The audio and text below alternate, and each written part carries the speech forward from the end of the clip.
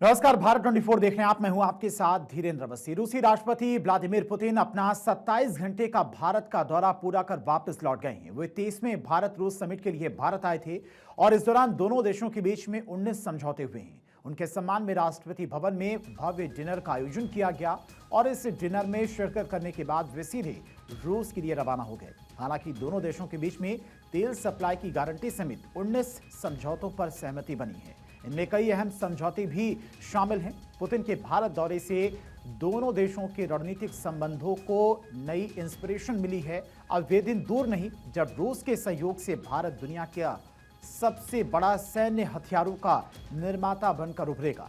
शुक्रवार को राष्ट्रपति पुतिन ने भारत में सैन्य उपकरणों और पुर्जों के निर्माण को सहमति दे दी है। इससे भारत की सैन्य ताकत कई गुना बढ़ जाएगी। पीएम मोदी के नेतृत्व में भारत लगातार सैन्य क्षेत्र में आत्मनिर्भरता हासिल कर रहा है। पीएम मोदी के इस मिशन का साथ देने के लिए रूस ने अपनी पूरी ताकत लगाने का फैसला किया है।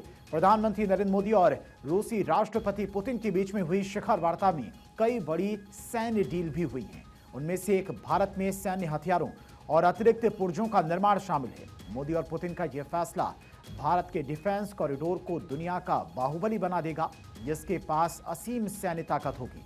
दोनों देशों के बीच में यह समझौता रणनीतिक साझेदारी को मजबूत करने में अहम भूमिका निभाएगा। रशियन स्टेट ड्यूमा ने भारत के साथ में रेसिप्रोकल एक्सचेंज और ऑफिशियल लॉजिस्टिक सपोर्ट यानी कि RELOS एग्रीमेंट को ऑफिशियली मंजूरी दे दी है। और रिलॉस एक बायलैटरल एडमिनिस्ट्रेटिव एग्रीमेंट है जो फ्यूल और दूसरी चीजों के बदले में एक दूसरे की मिलिट्री फैसिलिटी तक एक्सेस को आसान बनाने के लिए लॉजिस्टिक सपोर्ट देता है। भारत और रूस के बीच में यह ऐतिहासिक समझौता military facility, port fuel, spare parts और लॉजिस्टिक इंफ्रास्ट्रक्चर तक पहले कभी नहीं हुआ। यह आपसी एक्सेस देता है। इससे दोनों देशों की ऑपरेशनल पहुंच काफी बढ़ जाती है और उनके लंबे समय से चले आ रहे स्ट्रेटेजिक कोऑपरेशन गहरे होते जाते हैं। भारत के लिए इससे लंबी दूरी की स्ट्राइक कैपेबिलिटी काफी बढ़ेगी और ये रफाल Su-30 MKI भविष्य के एमका एयरक्राफ्ट के बढ़ते फ्लीट को और बेहतर बनाएगा।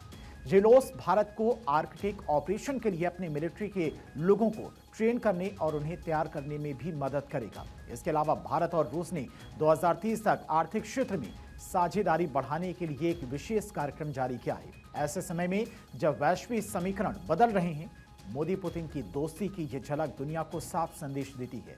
रूसी राष्ट्रपति व्लादिमीर पुतिन 4 साल बाद भारत आए थे और भारत में जिस तरह से उनकी मेहमान नवाजी हुई वो उससे गदगद हैं। लेकिन अमेरिका में इस दौरे से खूब चर्चा हो रही है। अमेरिका भारत की रूस से इस करीबी के लिए ट्रंप को जिम्मेदार मान रहा है।